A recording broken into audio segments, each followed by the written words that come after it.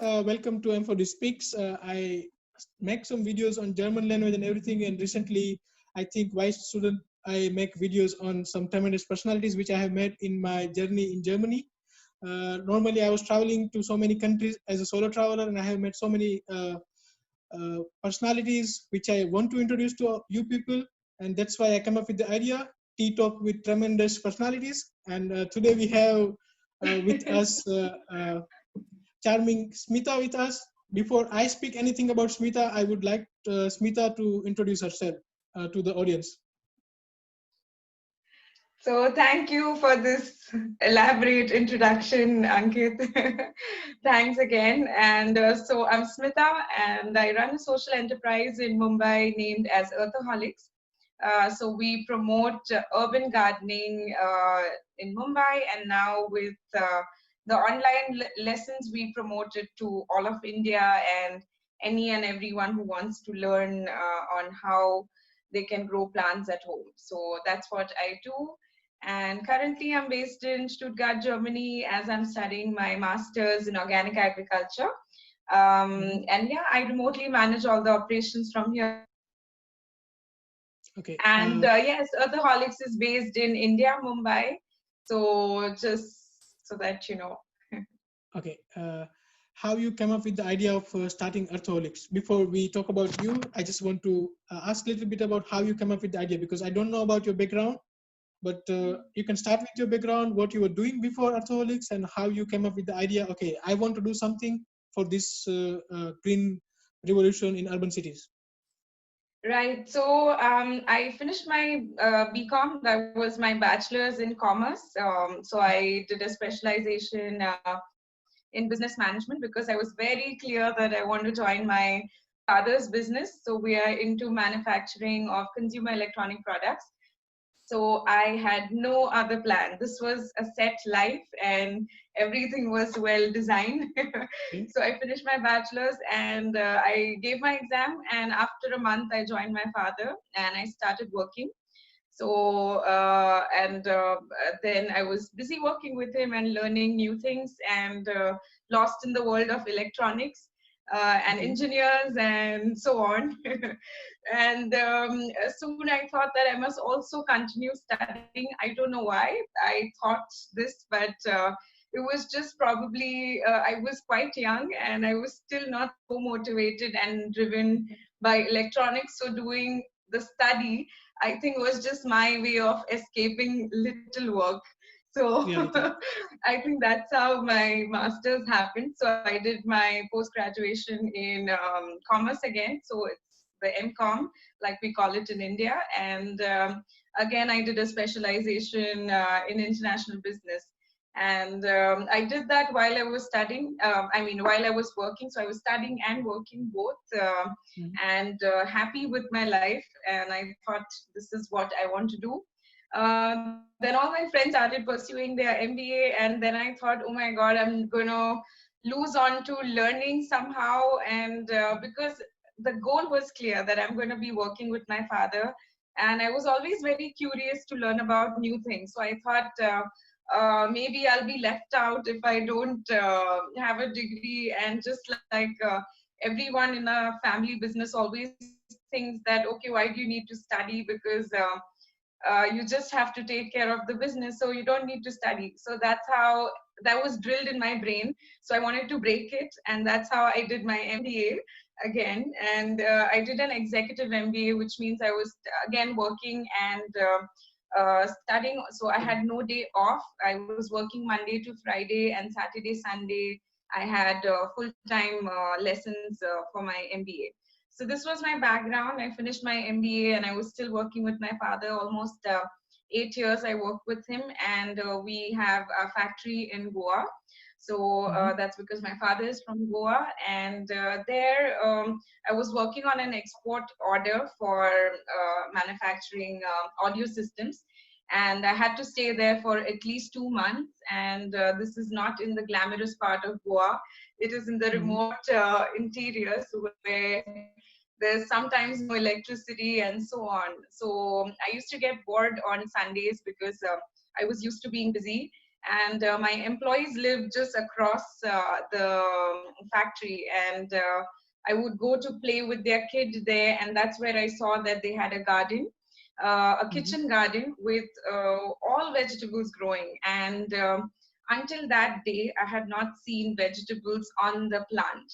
This is embarrassing, Okay. but it's true. I had never seen them on the plant. I had never seen lemons on the tree. I had seen them in the supermarket or at the vegetable vendor, or in the farmer's market, so to say, but not on the plant. And I was really fascinated, and I wanted to know how they're doing it.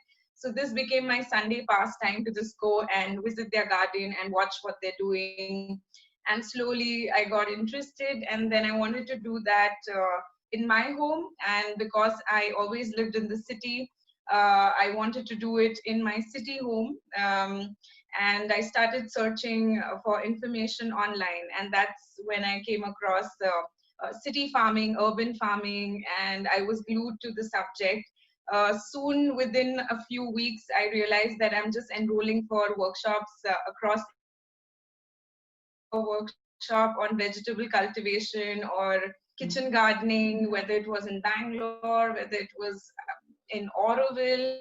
I enrolled for it and traveled all the way just to attend a 2-hour workshop. So I was obsessed, and that's how I got interested. And slowly, I started learning, and I failed miserably before.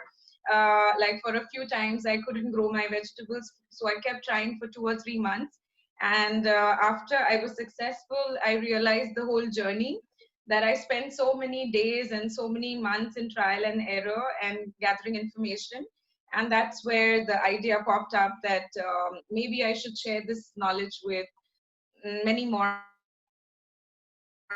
like me, who are living in the city and do not have the time and space, and also luxury of resources to travel all across India to just gather information. So that's how Earthaholics was born in November 2011. Yes. It was really interesting story from your side about Earthaholics. I really enjoyed.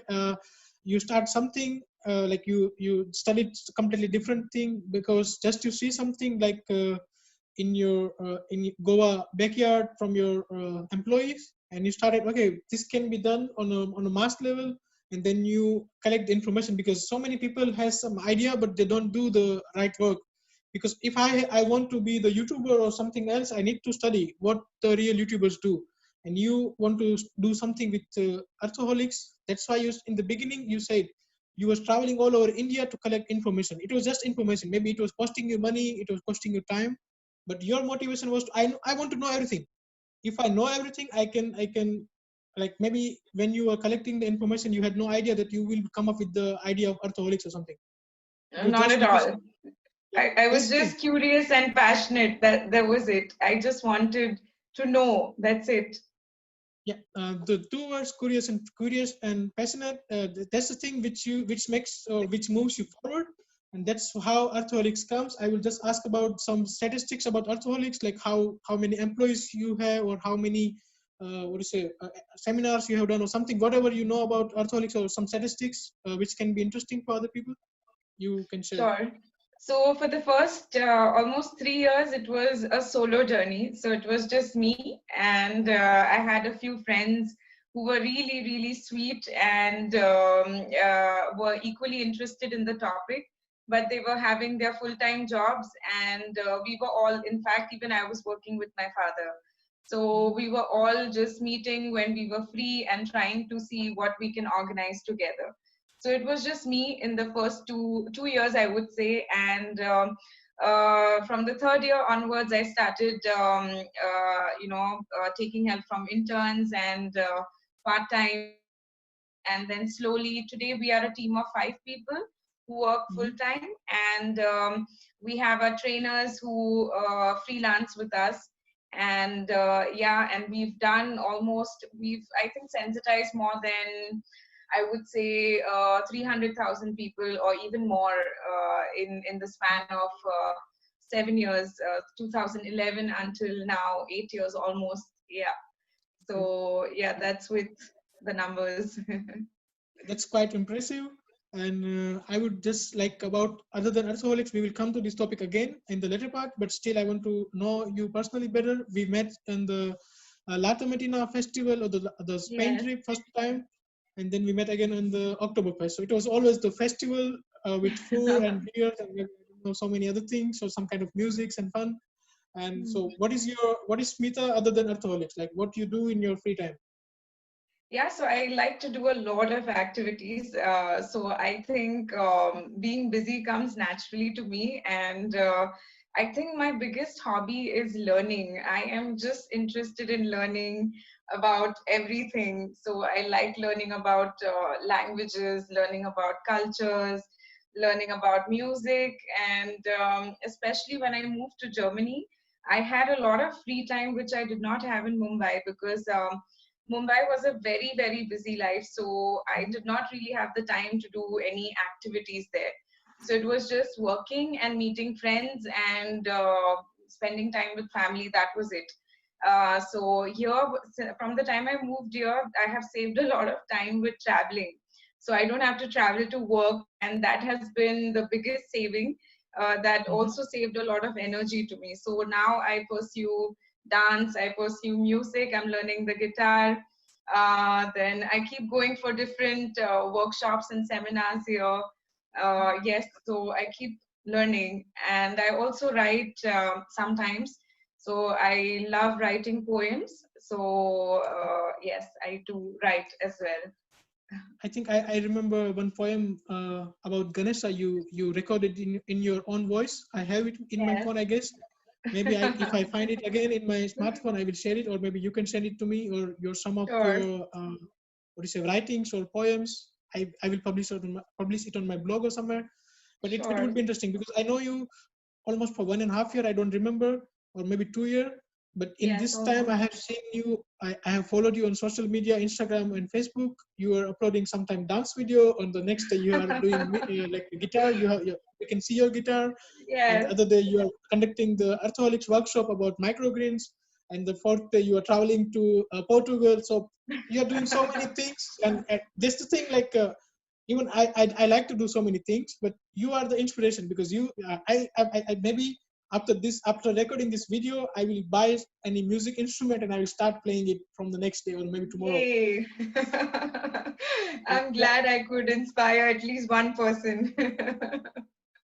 yeah. And you are in Germany in Stuttgart. So how was the cultural change when you come to Germany? You said that you get so many free times or so much free times to do some other things which were not possible in Mumbai, maybe due Right. to traveling and maybe traffics and everything. I don't know. This can be the factors. Yes. But what is the cultural aspect? Maybe because in India you were with your family, now you are here on your own and you are doing or Yes. you are managing your work, you are managing your study, and even you are doing so many hobbies.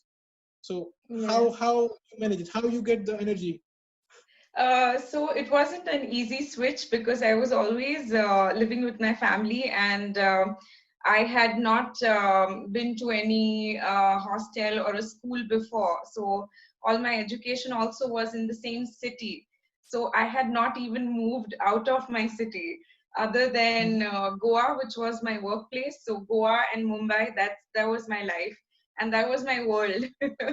So Yeah. coming all the way to Germany and then being okay with the things here was a little hard because I had to really learn to be independent. So it was challenging but fun at the same time because the weather was the biggest challenge, I would say. Winter. Okay. Mumbai has no winter.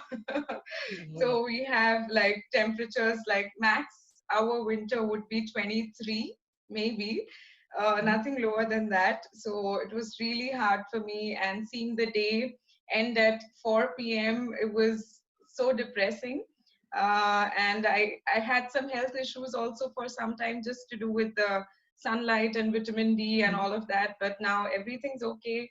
I have adapted to the weather, the people, the culture, and I like it here. Okay. It That's wasn't good because easy, yeah. but I'm glad. Mhm. That's the thing because in Germany right now we are in summer and our summer is around 22. So Yes. that used to be the winter for maybe in Surat. I don't remember. Maybe it's 16 or somewhere. but in Mumbai it may be more what to say, hotter than the sweet. Yes. Yes. That's not easy sometimes. Like it's hard in the beginning. Even for me, it was like as a what to say, young boy. I haven't lived in any hostels or somewhere. I was always with my family, and then I Right. need to cook everything for myself, or I need to buy everything, and I need to organize everything in my room and everything. So it can be a tricky, but that's how you learn, or that's how you do things in your life, or that's how Exactly. you become mature somehow, I can Yes. say. Yeah, so it's interesting. I will just ask a question about the traveling you have done. So what was your favorite destination? Because I can see maybe 2 or 3 trips I have seen personally where you were going, but still I want to hear from your side which trip was best for you, or how you enjoyed it, how you want to explain.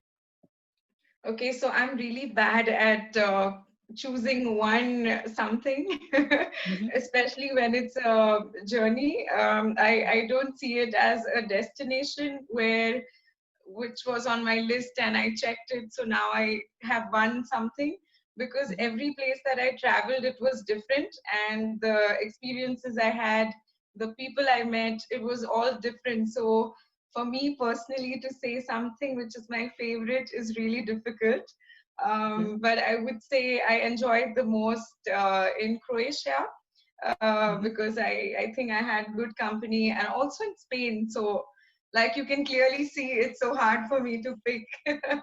Okay. Yeah, but like you can also say like multiple places, but I like it was my bad that I couldn't face the question really good. So because it's hard for me as well.